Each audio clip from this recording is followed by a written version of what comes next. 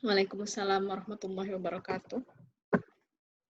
Alhamdulillahirabbil alamin wa bihi nasta'inu ala umuri dunya waddin wa ala alihi wa sahbihi ajma'in. Asyhadu an la ilaha illallah wahdahu la syarikalah wa asyhadu anna Muhammadan abduhu wa rasuluhu la nabiyya ba'da. Alhamdulillah, pada kesempatan siang ini mari kita sama-sama memanjatkan puji syukur kehadirat Allah Subhanahu wa taala atas nikmat kesehatan dan keuangan waktunya. Mudah-mudahan kita semua senantiasa bisa memanfaatkan dengan sebaik mungkin dan kita senantiasa meluruskan niat. Mudah-mudahan ini menjadi ladang ibadah. Amin ya Allah ya Rabbal alamin. Salawat dan salam mari kita curahkan kepada Nabi besar Muhammad sallallahu alaihi wasallam. Supaya lebih berkah pertemuan kita kali ini, mari kita awali dengan bacaan basmalah. Bismillahirrahmanirrahim. Alhamdulillah Bunda, sekarang memasuki kematerian yang ke-6, tidak terasa di kelas SDL Koryat ini. Sebetulnya sudah banyak banget ini ilmunya dari semua yang sudah diberikan oleh para guru, termasuk oleh Bunda. Mudah-mudahan kita semua bisa mencerna dan mengambil insight yang sangat luar biasa. Masya Allah. Tentunya dengan tema yang sekarang yaitu cinta dan gairah belajar modal kesuksesan.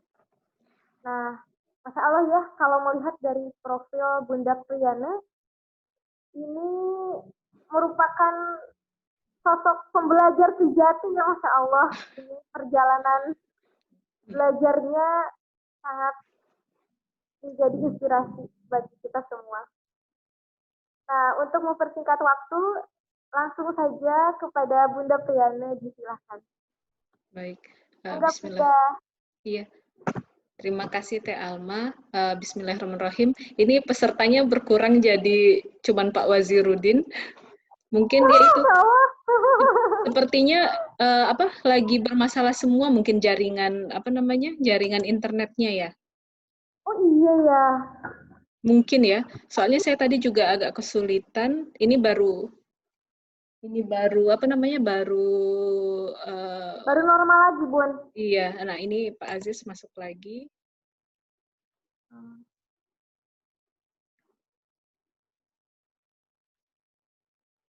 Mungkin apa semua pakai Telkomsel ya, jadi lagi pada kesulitan semua ininya, jaringan internetnya. Oh, saya ini pakai M3, Bun. Oh, masa se-Indonesia? Iya. Baik, bismillahirrahmanirrahim. Asyhadu an la ilaha illallah wa asyhadu anna Muhammadar Rasulullah. Rabbi zidna ilma warzuqna fahma. Alhamdulillahirabbil alamin. Masih bisa bertemu pada hari ini dalam kondisi yang semoga tetap baik dan semakin baik di tengah semakin merebaknya pandemi corona di negeri kita yang mari kita ambil momen sesaat untuk mendoakan saudara-saudara kita yang saat ini sedang mengalami ujian banjir, kalau saya tidak salah ya, yang di Masamba, kalau saya tidak salah ingat, yang baru-baru saja terjadi banjir atau longsor ya, atau keduanya saya agak lupa, dan saudara-saudara kita yang juga sedang sakit dan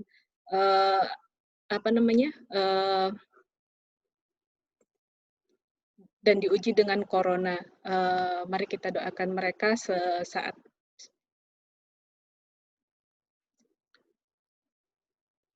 Ya Allah ya Rabbah. Semoga Allah segera angkat kesulitan dan penyakit dari negeri kita dan dari negeri kaum muslimin, juga dari negeri-negeri di seluruh dunia seluruhnya gitu. Dan semoga Allah kuatkan dan kokohkan kuatkan dan kokohkan iman kita dan perjalanan kita mencari ilmunya di masa kehidupan kita saat ini. Amin ya Allah. alhamdulillah di hari Jumat yang sangat berbahagia ini, hari raya mingguannya kaum muslimin, kita dapat berkumpul bersama meskipun di tengah berbagai keterbatasan dan kesulitan mungkin ya, pertemuan online ini membutuhkan berbagai berbagai hal yang tidak bisa kita kontrol seperti jaringan internet. Tapi semoga tidak menyurutkan semangat kita untuk sama-sama belajar bersama di forum ini. Nah, karena hari ini materi yang diamanahkan kepada saya adalah tentang gairah cinta dan belajar, bagi saya kemudian dua tema ini itu bukan merupakan tema yang terpisah sama sekali gitu, karena dalam perjalanan, kalau bagi saya ya, pengalaman saya dalam perjalanan mencari ilmu itulah kemudian di tengah-tengah itu saya menemukan dipertemukan dengan suami saya seperti itu. Kalau kita memaknai cinta adalah cinta sesama manusia ya, dalam fitrahnya untuk berkeluarga gitu. Nah, kita ngobrol dulu aja sambil menunggu peserta yang lain. Teh Alma? Bunda, alhamdulillah ini ada Bunda Desi juga. Iya, Bu Desi, apa kabar?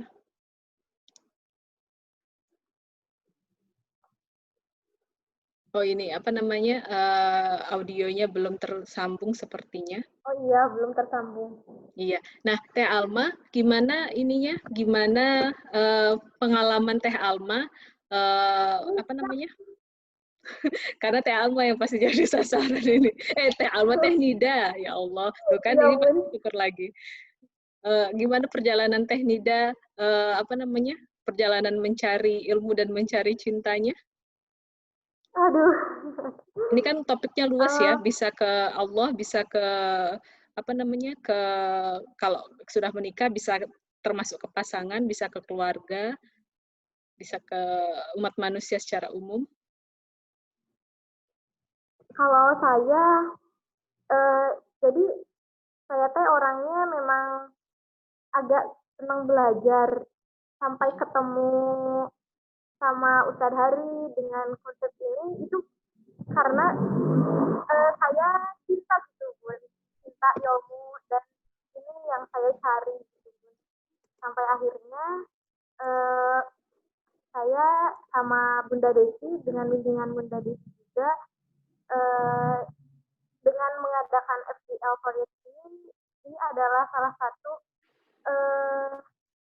wujud keinginan saya gitu Bun, karena ini loh yang dibutuhkan saya dan juga mungkin teman-teman di luar sana, terutama untuk mengenal dirinya, perannya apa, kayak gitu Bun, dengan segala ujian dan tantangan yang ada, namun itu tidak menyurutkan keinginan dan rasa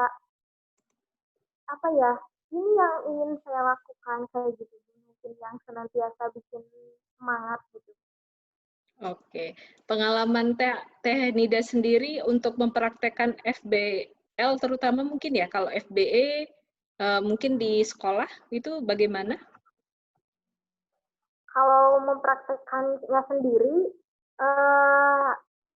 kalau untuk FBA itu kan memang kalau secara teori ibaratkan untuk orang tua, tapi itu saya refleksikan ke diri sendiri, gimana sih 0 sampai 6 tahun dan dari segala aspek fitrah apa sih yang masih bolong, dan itu kayak bener-bener nyentuh gitu, oh saya di sini masih bolong, saya di sini masih bolong gitu. Jadi refleksi prakteknya ke sana, apakah kemudian dari FBL juga itu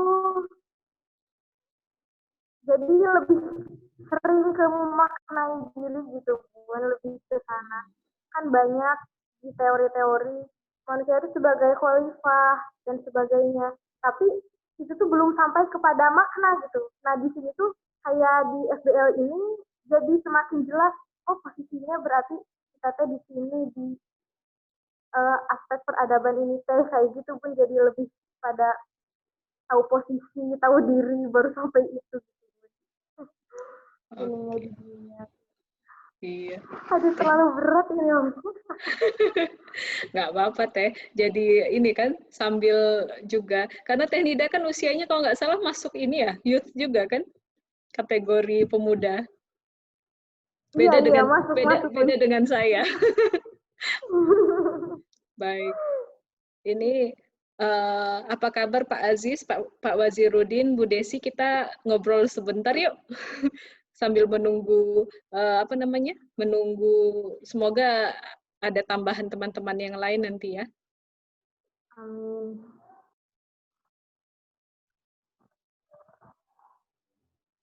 Nah, apa kabar Pak Wazirudin? Ya, alhamdulillah Bu Priyana. Iya. Bagaimana Pak apa namanya? Perjalanan mengikuti Pak Wazirudin ini kalau tidak salah membersamai putranya ya? Benar nggak ya yang Iya. Zivi? Yang Zivi ya kalau tidak salah? Bukan.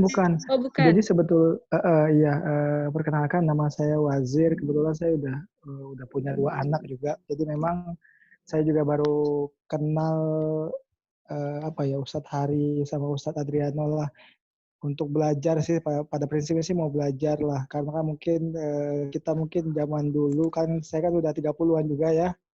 Jadi baru kenal Ustadz Hari, Ustadz ya yang pegiat-pegiat pembelajar semua lah. Jadi saya pengennya siapapun gurunya ya saya pengen belajar lah, termasuk sama Bunda Priyana lah.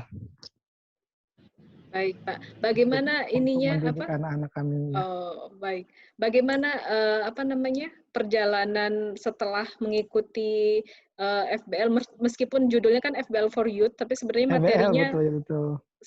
Materinya sangat sangat bisa kita terapkan gitu walaupun kita sudah bukan youth lagi gitu. Bagaimana Pak ininya perjalanannya? Kalau saya kan memang juga terkendala kadang-kadang pas ikut materinya saya ikut karena memang saya juga masih bekerja kan, jadi memang ada beberapa hal yang keskip, cuman saya berusaha untuk memperdalam lagi nih di rumah, cuman memang saya butuh mentor sih sebenarnya untuk untuk bertanya lebih detail. Kadang-kadang kan memang kalau cuman ya virtual seperti ini kan kurang dapat lah beberapa poin-poinnya, mungkin seperti ini, cuman harus di pendalamannya mungkin sama mentor sih harusnya. Iya. Gitu Semoga nanti ada kesempatan untuk coaching family. Biasanya Ustadz Hari mengadakan itu gitu. Justru yang saya harapkan kemarin sempat yang ikut di program yang lain, ikut belajar buat kurikulum, cuma memang belum sempat sampai akhir karena udah ke reject duluan, mungkin karena memang kualitas yang dibuat belum maksimal seperti itu. Baik. Semoga tidak menyurutkan semangat belajar ya Pak ya. Iya, mungkin itu sih yang butuh. Saya pengen mendapat insight juga nih dari Bu Priyana, gimana sih selalu istiqomah nih kalau belajar dengan kondisi yang ya mungkin sibuk lah ya, jadi orang tua seperti itu. Iya. Ya, baik Pak. Terima kasih saya, Pak. Bu Priyana. Ya. Terima kasih Pak Wazirudin. Monggo, udah ada Dek. Bukan Dek aja biar apa? Terasa dewasanya. Zivi, apa kabar? Alhamdulillah baik, Bu. Lagi kuliah ya atau sekolah? Kalau sekolah berarti sudah mulai sibuk ya? Berarti sudah mulai sibuk sekolah lagi ya? Iya, berarti sudah mulai sibuk sekolah ya? Iya, Bu. Udah mulai masuk. Oh, bagaimana ini rasanya masuk ke sekolah lagi, tapi masih tetap harus menghadapi menghadapi laptop saja ya? Iya, bersyukur aja lah, Bu. Karena ya pengalaman baru gitu kan, sekolah tapi virtual gitu. Iya. Ya, semoga lancar. Nah, Zivi gimana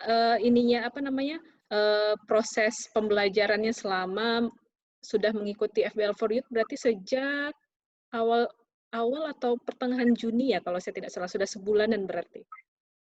Iya. Gimana rasanya? Apa saja yang sudah mungkin sempat dipraktekkan atau sempat dipikirkan gitu? Kalau untuk prakteknya sih lebih ke apa ya? Ke kehidupan sehari-hari kayak misalnya dalam bersosial media gitu. Saya orangnya dulu rajin banget debat gitu. Pokoknya apa aja di sosmed debat. Nah, gitu. Nah, cuman karena kemarin kan sempat ikut beberapa training itu kan lebih apa ya? Salah satunya adalah tentang kebijaksanaan gitu kan. Udah saya coba kurangin kalau misalnya debat yang kurang penting itu kan, apalagi yang nggak berkaitan sama sekali dengan tujuan hidup saya hindari gitu. Cuman kalau misalnya ada yang krusial kayak misalnya berkaitan dengan Islam gitu kan, baru saya masuk gitu. Baik, debat yang seperti apa ini yang biasa dilakukan? Kalau saya lihat-lihat lagi, kalau jejak debat saya dulu lebih banyak debat kusir kayaknya. Debat kusir berarti debat yang tidak berujung. Kurang. Iya. Baik, terus dari setelah itu kan berarti Zivi sudah sempat tracing ya, tracing namanya, tracing apa yang sudah dilakukan terdahulu gitu. Pelajaran yang kemudian Zivi ambil setelah itu bagaimana? Nih, pelajarannya berarti saya seharusnya jadi orang yang nggak mudah kepancing gitu, yang nggak mudah kebawa arus sama orang hanya karena beberapa atau perkataan dia saja saya jadi emosi gitu. Lebih dikurangi seperti ya. Gitu. Bagaimana caranya? Itu kan bukan hal yang mudah ya, apalagi di seusia Zivi gitu. Caranya saya blok. Ya, mereka yang coba mancing perdebatannya saya blok aja langsung akunnya. Nah, jadi kan dia notifikasinya nggak muncul gitu. Oh iya, betul. Oke. Karena sudah jam segini, apa kita teruskan ke materi sedikit ya, Teh Nida ya? Mangga Bun, silakan. Iya. Makasih ya Zivi. Iya Bu, sama-sama Bu. Ya, nanti kita diskusi lagi setelah ini, insya Allah. Siap Bu.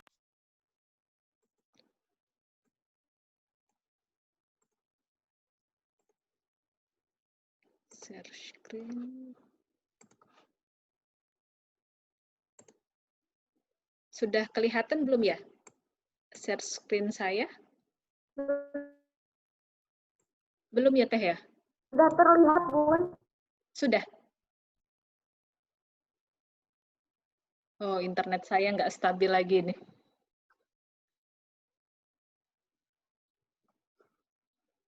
Lihat Bun. Sudah? Sudah ya? Sudah. Oh iya. Semoga suara saya sudah jelas ya, karena ini katanya internetnya unstable lagi, tapi semoga sudah ya, semoga bisa tetap lancar. Nah, hari ini materi besarnya yang ingin saya share dengan teman-teman semua itu adalah tentang manusia di muka bumi. Jadi suaranya agak putus-putus Bu. Bu. Oh iya, ini mungkin karena saya share screen sepertinya ya. Saya coba stop share lagi ya. Sudah mulai jelas belum ya Pak? Sudah. Oh, terputus juga ya. Sebentar. Saya stop share dulu. Kalau tanpa share screen terdengar ya? Lebih jelas ya, Teh Nida ya? Halo, Teh?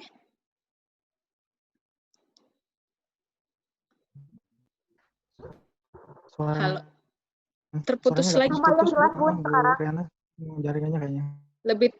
Lebih terputus lagi ya sekarang ya. Iya, ini jaringan saya memang katanya tadi unstable. Sudah mulai lancar lagi belum? Saya stop share tadi. Sudah mulai. Sekarang jelas Bu. Sekarang udah jelas. Oke, berarti mind map-nya nanti saya share ke ke grup saja.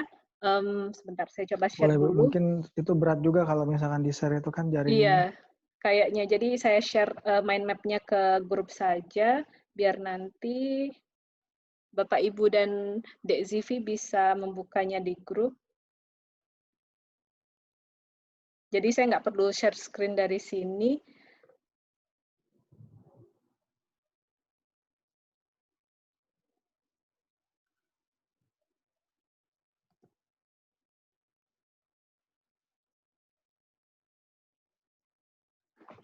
Baik, Insya Allah nanti saya share ya. Ya, lagi bermasalah semua, nggak apa-apa. Tapi insya Allah suara saya sudah lebih jelas ya sekarang. Nah, seperti yang tadi sebenarnya akan saya share, itu judul besar yang ingin saya bicarakan hari ini, karena meskipun tema topik umumnya adalah gairah belajar dan tentang cinta seperti itu, saya pikir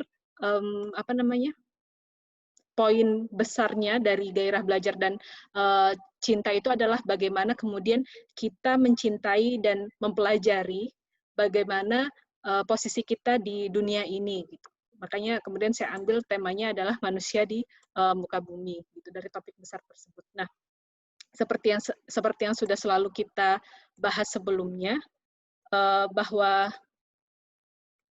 bahwa tugas hidup manusia di muka bumi ini adalah dua yang besarnya, tapi yang sebenarnya menjadi dasar utama itu adalah tugas kita sebagai hamba, gitu. Jadi itu tugas sebagai hamba itu adalah tugas yang tidak akan pernah bisa kita lari daripadanya, gitu. Jadi itu adalah tugas dasar kita sebagai manusia, dan karena itulah kita diciptakan Allah ke muka bumi dan Allah memperkenalkan dirinya sebagai Tuhan kita. Nah, implikasi dari kemudian kita menjadi hamba itu adalah kita diberikan peran sebagai khalifah, di mana peran ini itu adalah peran yang ditolak oleh bukan ditolak tapi tidak diberikan kepada manusia, makhluk-makhluk ciptaan Allah selain manusia yang tugas utamanya adalah menjaga dan memakmurkan bumi.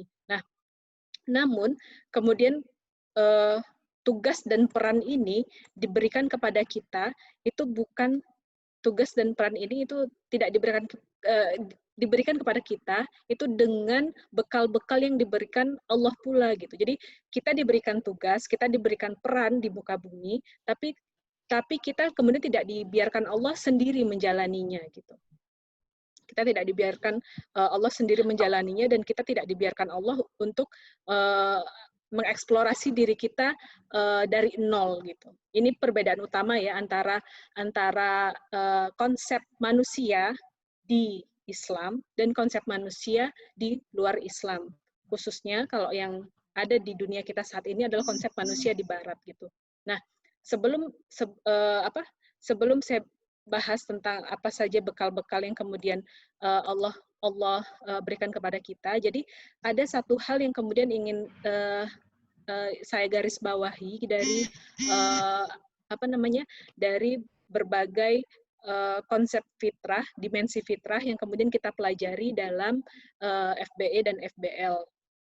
Nah, kemarin di pertemuan sebelumnya kan yang saya garis bawahi adalah bahwa ketika kita dari sekian banyak dimensi tersebut, dimensi keimanan dan dimensi intelektual atau belajarlah yang kemudian belajar dan bernalarlah yang kemudian penting sekali untuk kita jaga agar ia dapat membackup dan kemudian mengembangkan fitrah-fitrah, dimensi fitrah-fitrah yang lain, gitu. Kenapa? Karena dalam Islam itu kan dikenal beberapa trilogi ya. Salah satunya adalah iman, ilmu, dan amal. Jadi amal itu hanya akan ajak dan hanya akan bermakna jika disertai dengan iman dan ilmu. Iman itu keyakinan yang tanpa keraguan sedikit pun di dalamnya. Kepada apa? Kepada Allah, dan bahwa Allah lah yang kemudian telah menciptakan dan menggariskan dan mengajarkan kepada manusia bagaimana cara menyembahnya, apa saja yang harus dilakukan oleh manusia selama kehidupannya. Jadi itu dimensi keyakinan, gitu. Nah, ilmu, tadi karena kita yakin bahwa Allah lah sumber segala ilmu pengetahuan yang kita miliki saat ini, maka ilmu tersebut adalah salah satu bekal yang Allah berikan. Ada di mana saja, nah itu nanti akan kita bahas. Tapi sebelumnya, tadi terkait dengan dimensi-dimensi tersebut, bagi saya dimensi keimanan dan dimensi intelektual lah yang kemudian menjadi basis berkembangnya fitrah-fitrah yang lain, seperti itu. Itu dimensi. Jadi fitrah-fitrah yang lain itu bukan disematkan kepada dimensi seperti jasmaniyah dan kawan-kawannya, itu bukan berarti itu definisi dari fitrah ya, tapi itu adalah dimensi dari fitrah, bahwa fitrah kita memiliki dimensi-dimensi tersebut, gitu. Bukan terbagi, tapi kalau kita kalau kita di lab, kita lihat di bawah mikroskop, nah kita melihat, oh ternyata ini bagian ini adalah fitrah perkembangan, dimensi ini adalah fitrah fitrah regenerasi, seperti itu misalnya. Jadi semacam kita mempermudah kita untuk men-tracing sebenarnya perjalanan pertumbuhan dan perkembangan fitrah kita itu sudah sampai di mana. Jadi seperti itu. Jadi termasuk bakat. Bakat itu adalah bagian dari fitrah. Kenapa? Karena bakat itu kan mencerminkan kecenderungan yang ingin kita lakukan. Misalnya ada yang kecenderungannya menjadi pemikir. Seperti saya misalnya, saya cenderungnya pemikir gitu. Tapi ada orang-orang yang punya kecenderungan itu lebih ke hal-hal yang lain. Misalnya ada yang kecenderungannya adalah untuk serving others gitu. Jadi untuk melayani sesama dengan cara apapun, bidangnya bisa sangat banyak sekali gitu. Ada yang kecenderungannya adalah saya selain pemikir, misalnya kecenderungan saya adalah mengajar seperti itu. Jadi jenis kecenderungan, jenis bakat yang kita miliki itu ada banyak sekali, dan memang tujuan Allah memberikan kecenderungan kepada kita karena tadi kita punya misi spesifik di dunia ini gitu, yang memang ditugaskan kepada kita sendiri gitu. Tapi kecenderungan tersebut bukan kita. Jadi bahwa mengajar dan berpikir dan memikirkan konsep-konsep itu adalah kecenderungan saya, tapi bukan berarti saya hanya terdiri dari mengajar dan berpikir saja gitu. Seorang Friani Aurora itu bukan berarti bisa didefinisikan hanya sebagai makhluk atau manusia yang mengajar dan berpikir gitu. Manusia itu lebih kompleks daripada itu. Jadi bukan definisi ya, tapi dimensi gitu.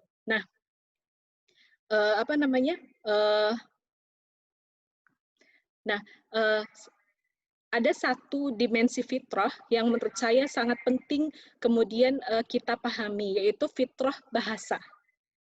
Yang kemudian disandingkan di dalam FBE dan FBL itu dengan fitrah estetika. Fitrah bahasa ini dari sudut pandang pemikir ya, yang saya pelajari dari Islamic Worldview bersama Ustadz Insis, itu fitrah bahasa, atau saya bahasakan saja bahasa, itu adalah salah satu komponen penting dalam proses pembelajaran dan perkembangan kita sebagai manusia. Kenapa? Karena di dalam konteks bahasalah kemudian kita manusia memahami berbagai hal gitu. Kita berpikir itu dengan bahasa. Tanpa bahasa itu kita tidak bisa berpikir. Kalau berpikir saja tidak bisa, maka tanpa bahasa kita tidak akan bisa berkomunikasi. Gitu. Makanya kemudian dimensi ini itu menjadi salah satu bagian penting. Kenapa? Karena tanpanya kita tidak akan bisa berinteraksi dengan akal kita, akal pikiran kita yang telah diberikan Allah, dan kita tidak akan bisa berinteraksi dengan manusia yang lain. Gitu. Jadi tanpa kemampuan bahasa yang mumpuni. Makanya kemudian kalau misalnya para pegiat dan terutama para guru-guru Islamic Worldview itu menekankan pada pentingnya memahami konsep-konsep utama di dalam Islam, itu adalah karena setelah bahasa kita akan memahami berbagai hal yang terjadi di dunia itu berdasarkan konsep-konsep. Nah, konsep-konsep inilah yang kemudian berbahaya ketika ia dilandasi dengan hal-hal selain Islam gitu. Atau kalau dalam konteks saat ini itu adalah konsep-konsep yang berasal dari Barat. Misalnya saja konsep Tuhan. Konsep Tuhan yang tidak berasal dari Islam itu akan dimaknai dengan sudut pandang kalau saat ini itu humanisme. Jadi Tuhan didefinisikan dengan humanisme, dengan kemanusiaan gitu. Lucunya ya, konsep peradaban Barat saat ini itu manusia yang terbatas itu berusaha untuk mendefinisikan Tuhan gitu. Nah, ini berbahayanya ketika kemudian konsep itu tidak kita pelajari setelah kita mampu untuk berbahasa gitu. Ya, ini pentingnya Islamic Worldview. Islamic Worldview itu menyediakan konsep-konsep penting di dalam Islam untuk kita terapkan dalam kehidupan, untuk kita pikirkan menjadi landasan pemikiran kita di dalam kehidupan. Yang pertama adalah tentang konsep Tuhan. Itu menjadi sentral ya. Di dalam Islam, konsep sentral itu adalah konsep Allah gitu. Dan ini akan mendasari seluruh konsep lain yang ada di dalam bangunan keislaman. yaitu konsep kehidupan, konsep hidup, konsep nilai, konsep hukum, konsep manusia, konsep alam gitu. Ini adalah hal yang paling mendasar dan penting yang membedakan antara konsep yang berada di dalam Islam dengan konsep yang berada di luar Islam. Dan inilah pentingnya kita memahami betapa pentingnya fitrah bahasa gitu untuk kita perhatikan. Gitu. Jadi konsep keimanan menyediakan landasan bahwa kita memahami sumber pengetahuan utama dalam Islam seperti apa, bagaimana cara kita mendefinisikan diri kita, bagaimana cara kita mendefinisikan siapa pencipta kita gitu. Ini konsep keimanan, kemudian konsep pembelajaran, belajar dan bernalar, konsep intelektualitas, fitrah intelektualitas itu menyediakan kemampuan, bukan menyediakan, mencerminkan kemampuan kita untuk step by step memahami tentang fitrah keimanan yang selalu dikuatkan dengan keilmuan gitu. Jadi ilmu kita kan ada konsep fitrah perkembangan ya setelah fitrah intelektualitas. Fitrah perkembangan itu memaknai bahwa ada step by step, ada tahapan-tahapan yang akan kita lalui dalam kehidupan kita gitu.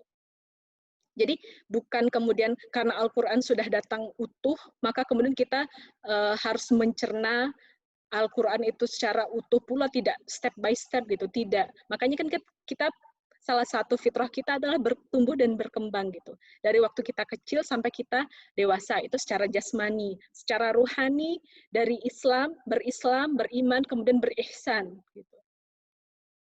Termasuk secara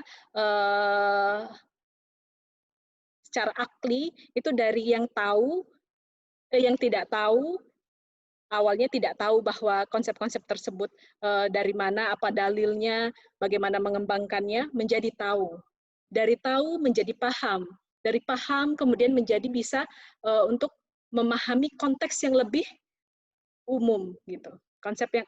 Konteks yang lebih umum. Ini fitrah akal kita. Dan semakin akal kita terasah, semakin ia berkembang, maka sampai pada akhirnya kita akan bisa meng-capture keseluruhan konsep ini. Dari konsep inti yaitu konsep Allah, konsep tentang Tuhan gitu. Yang berpendar, kemudian dia akan konsep Tuhan ini itu menjadi dasar dan kemudian dia akan berpendar dan menyebar ke seluruh konsep-konsep yang lain, mendasari konsep-konsep yang lain. Ini ya yang saya jelaskan adalah integrasi keseluruhan dimensi fitrah yang kita pelajari. Bagaimana keterkaitan antara satu dengan yang lain gitu. Meskipun dalam pandangan saya yang mendasari adalah fitrah keimanan, karena tanpa keyakinan, kalau kita masih punya keraguan, itu hal pertama yang harus kita atasi adalah keraguan tersebut. Keraguan akan apa? Ya akan Allah gitu. Akan bahwa Allah lah yang akan yang akan mengilhamkan ke dalam jiwa kita itu ilmu yang baik dan keyakinan yang kukuh gitu. Bukan kita yang mengusahakannya gitu.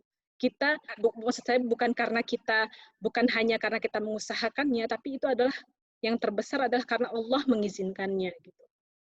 Usaha wajib gitu. Jadi ini cara saya memahami konsep fitrah ya.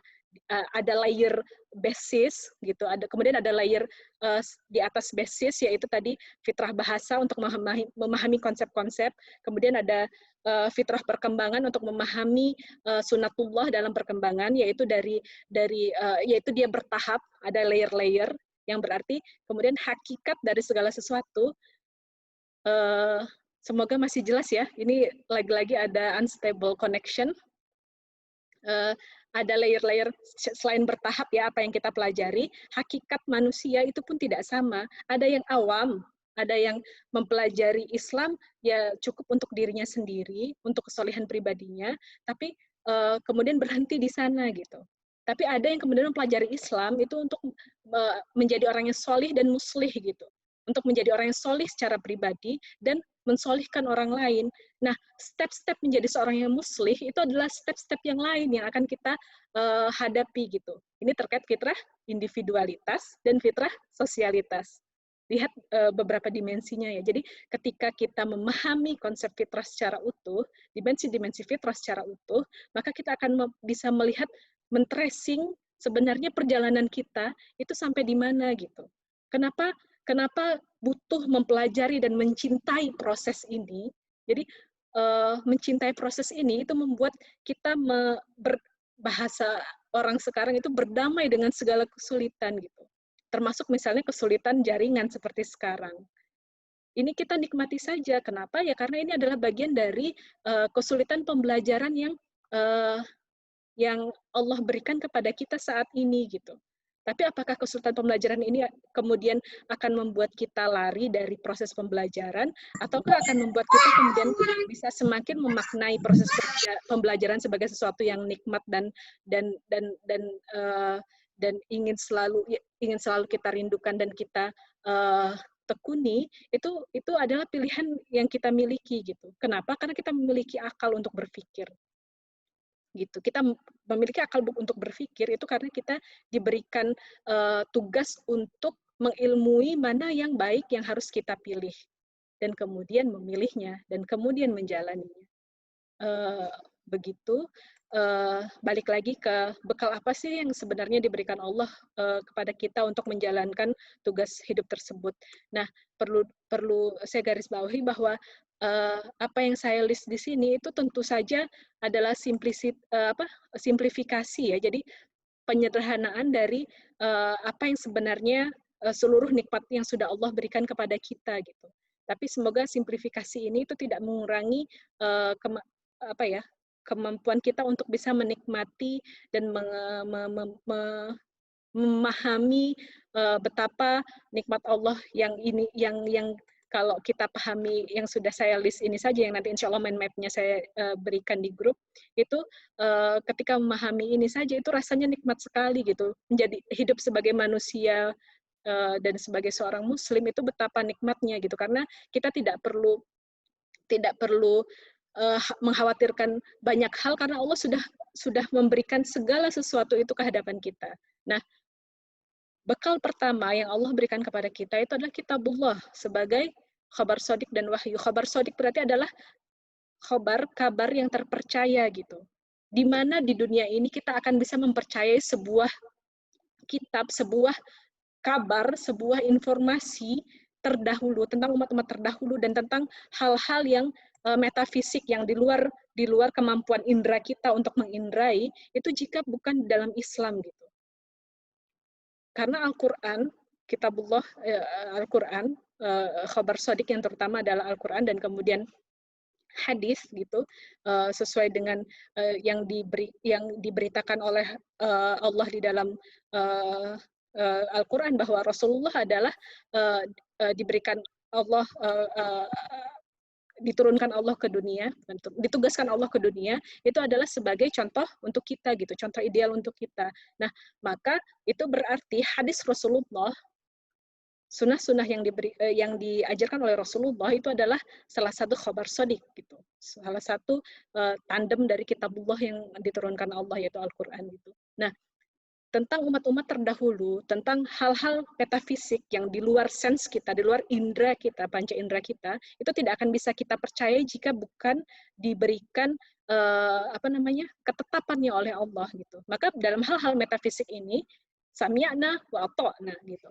Saya dengar dan saya yakini dan saya pahami dan kemudian dari sana kemudian saya akan memikirkan apa yang harus saya lakukan dengannya gitu.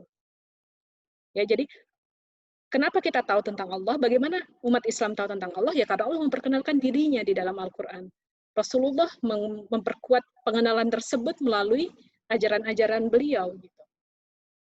Itu bekal pertama yang diberikan Allah. Kemudian bekal selanjutnya yang kemudian membuat kita menjadi makhluk yang dibekali kemampuan untuk berpikir, yaitu ayat-ayat kauniyah di alam. Jadi ini bekal selanjutnya. Tadi ayat-ayat qauliyah ya, ayat-ayat yang Allah tetapkan di dalam Al-Quran. Nah, selanjutnya adalah ayat-ayat kauniyah yang ada di alam. Ayat-ayat kauniyah sesuai dengan konteksnya, ayat-ayat, yaitu berarti dia adalah penanda jalan menuju Allah.